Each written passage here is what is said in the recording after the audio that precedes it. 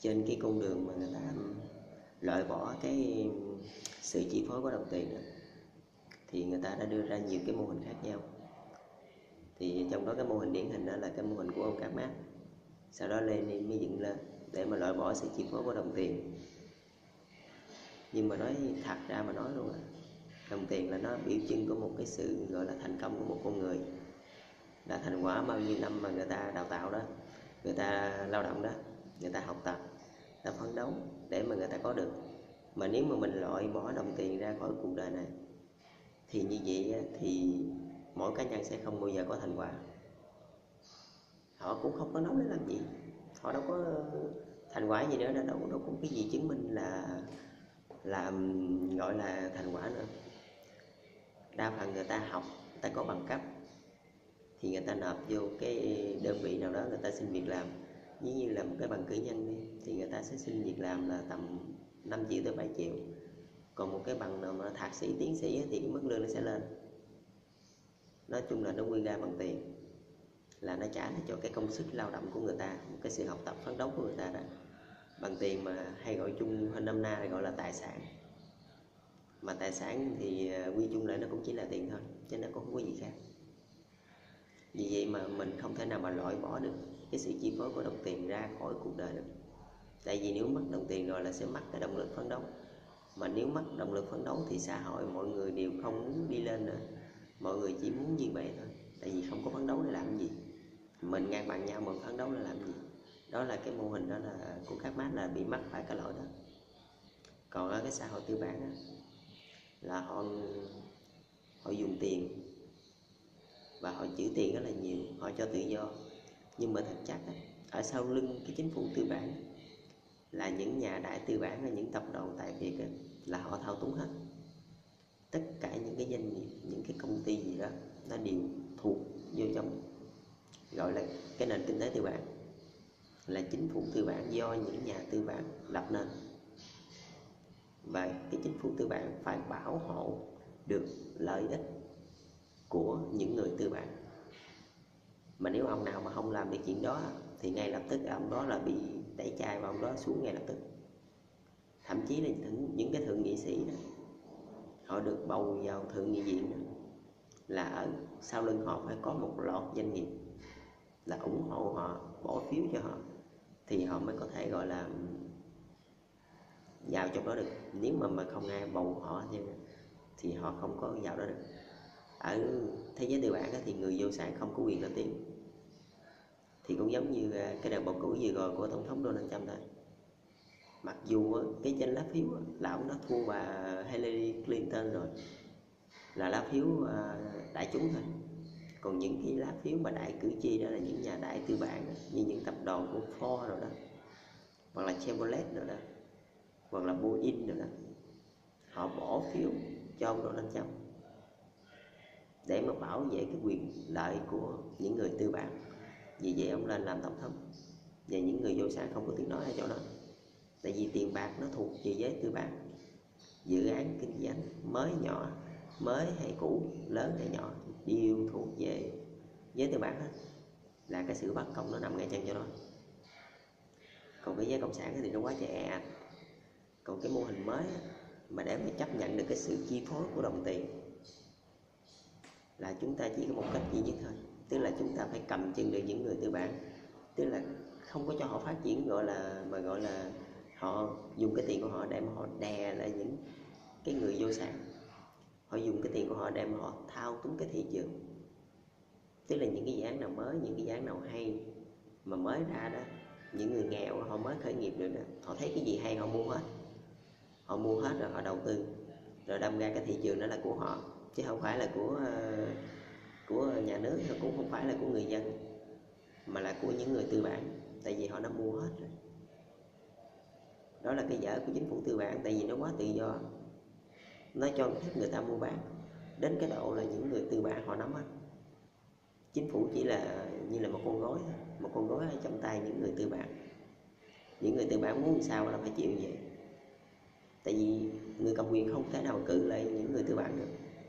Tại vì không có những người tư bản là không có tiền, mà không có tiền thì không thể nào mà phát triển được.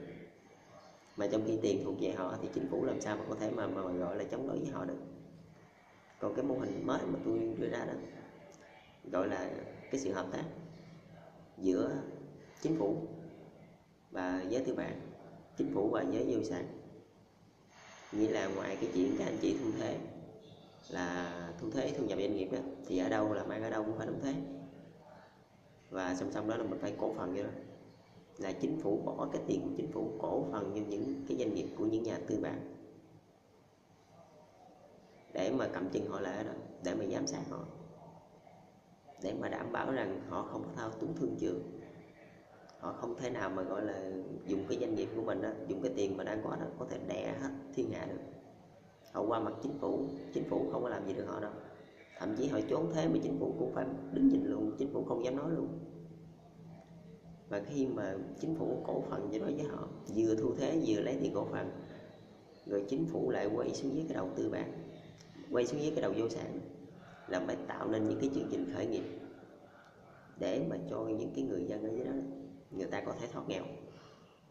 Thì cái tình trạng mà tôi nói thì với anh vậy luôn, nếu mà làm theo cái cách đó thì cái tình trạng mà người vô gia cư thì sẽ hết mau thôi, sẽ không bao giờ còn nữa.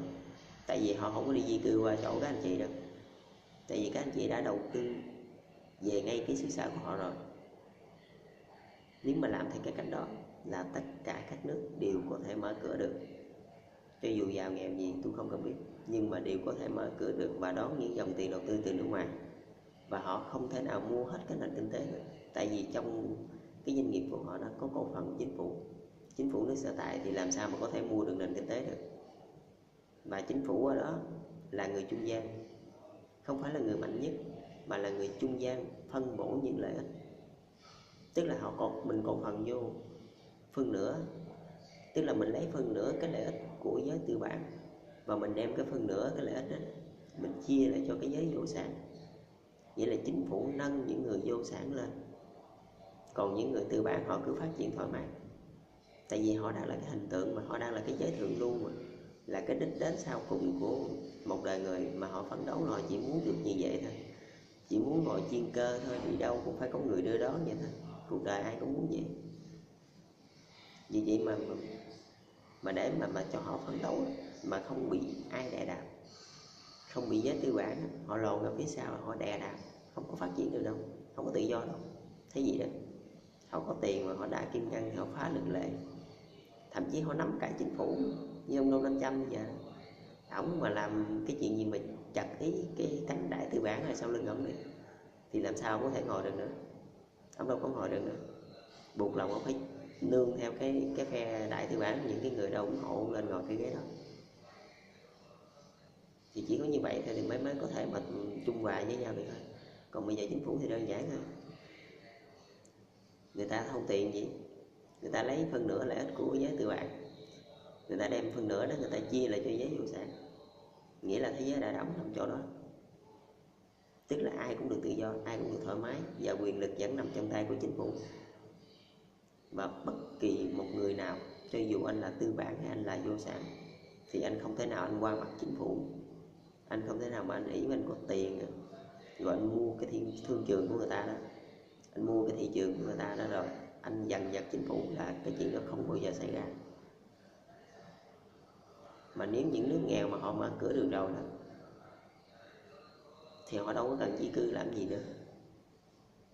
Họ đã mở cửa cho các anh chị vô đó rồi, các anh chị cứ đầu tư vào bên đó. Mà qua bên đó đầu tư thì cái giá tiền nhân công nó là rẻ,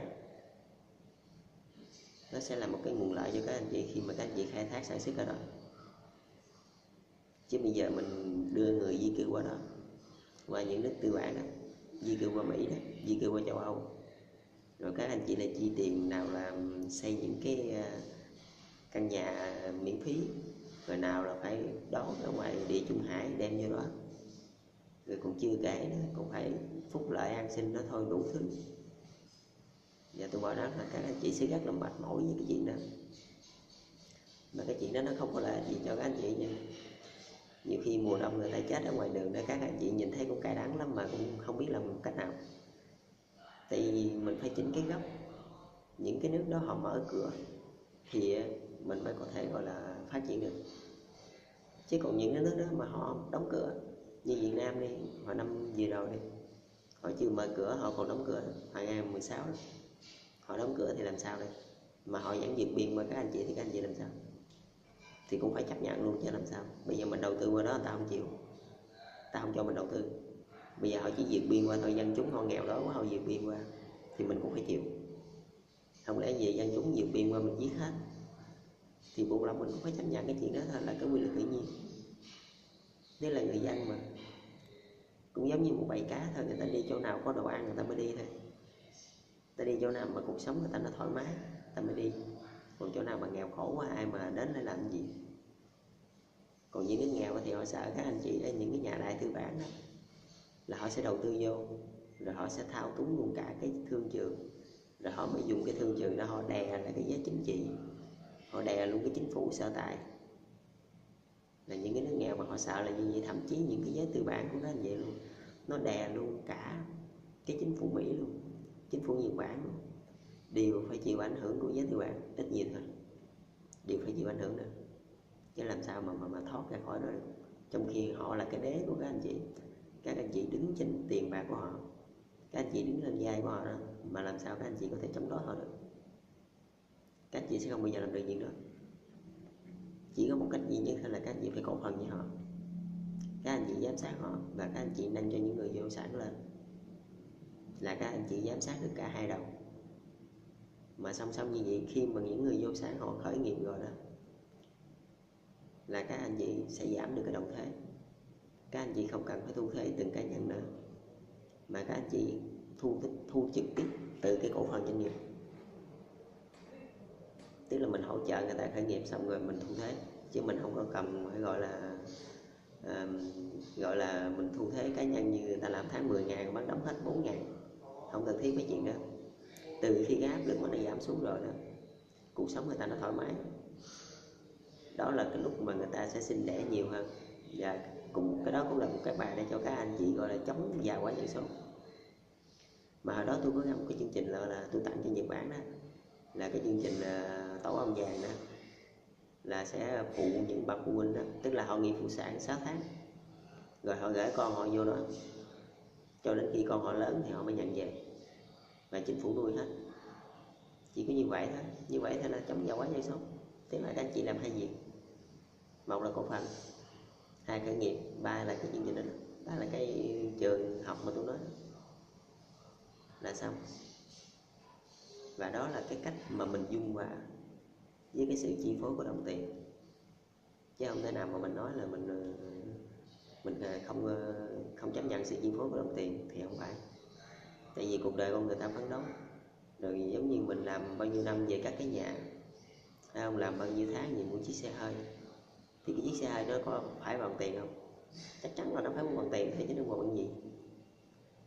Mà nếu mà mình xóa bỏ cái sự chi phối của đồng tiền đó, là cái xã hội nó sẽ hỗn độn ngay lập tức. Tại vì nó không trên không dưới. Nếu như thời Nguyên Thủy vậy đó, buộc là mình phải chấp nhận cái quyền lực của đồng tiền, một cái quyền lực vô hình. Nhưng mà mình phải kèm được những cái người có nhiều tiền, tại vì họ đa kim ngân và họ phá luật lệ, họ không coi ai cái gì hết. Mấy tay tư bản mà họ sẽ thậm chí họ đè cái chính phủ được cái gì mà họ đè những người vô sản thì nói là gì? Đó là những người thế giới tư bản, những người đại tư bản không, là nếu mà ai mà chặt ý với họ không, là có thể họ sẽ cho đàn em đi xử luôn. Nhưng bên đó họ có súng mà, họ bắn một cái là chết liền. Thì thế giới tư bản luôn là như vậy. Và hiện tại cái mô hình mà tôi xây như vậy đó là chấp nhận được cái sự chi phối của đồng tiền, chứ nó không phải là mình loại bỏ thì nó cũng phải, mà nó cũng không phải loại bỏ, mà tôi đang quy tụ lại cái quyền lực hùng mạnh nhất trên một đất nước là của chính phủ của nước sở tại. Chứ cái quyền lực đó không phải thuộc về giới tư bản, tại vì họ rất là ích kỷ, họ chỉ biết tới cái túi của họ thôi, làm cái gì có tiền cho họ thì họ làm, còn làm cái gì mà không có lợi cho họ là họ không bao giờ ủng hộ đâu. Là cái người tổng thống đó ngay lập tức phải rơi đài thôi, hoặc là sau này thì cũng phải ngồi tù thôi, chứ cũng không cách gì mà sống nổi. Đó là cái lý do tại sao mà chính phủ phải nắm được quyền lực. Tại vì chính phủ sẽ là người phân bổ cái cán cân giữa hai giới vô sản và tư sản. Nếu mà chính phủ mà ngã về cái giới tư bản thì cái giới vô sản nó sẽ trở thành là đầu đường xó chợ. Tại vì giới tư bản họ sẽ không chừa bất kỳ một đồng nào, họ sẽ không bỏ bất kỳ một đồng nào. Nếu như họ tịch thu được, họ tận thu được là họ thu hết, họ không bỏ cái gì hết. Và chính là cái chỗ đó họ rất ích kỷ chỗ đó. Thậm chí cái dự án nào hay, cái dự án nào đẹp, cái gì đó nó tốt, nó mới ra đời đi, gọi là nó độc quyền đi, của những người mới khởi nghiệp không có tiền bạc gì hết, là họ sẵn sàng bỏ hàng trăm triệu đô la để họ mua cái dự án đó. Và họ đầu tư dài hạn, họ thâu cả cái thương trường. Đó là cái chiến lược của họ. Vì cái tiếng nói của họ lúc nào cũng luôn mạnh mẽ. Cho bên thế giới tư bản họ rất là mạnh. Họ nói mà chính phủ cũng phải sợ, chứ đừng nói gì mà cẩn người bình thường. Thôi để tôi quay video clip kế tiếp, chứ giờ mười mấy phút rồi, lát đăng lên không được.